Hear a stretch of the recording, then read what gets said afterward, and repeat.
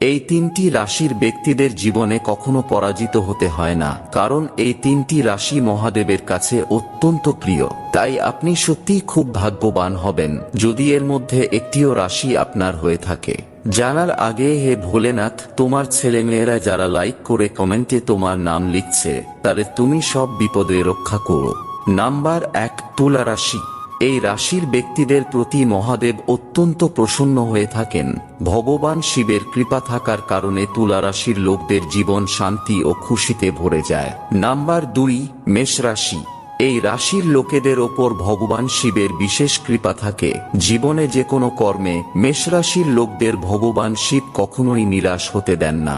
Number 3, মহাদেবের প্রিয় রাশিগুলির মধ্যে অত্যন্ত প্রিয় রাশি হল কুম্ভ রাশি। এই রাশির লোকেদের খুব বেশি পরিশ্রম করতে হয় না, খুব কম সময়ের মধ্যেই এনাদের সফলতার প্রাপ্তি হয়।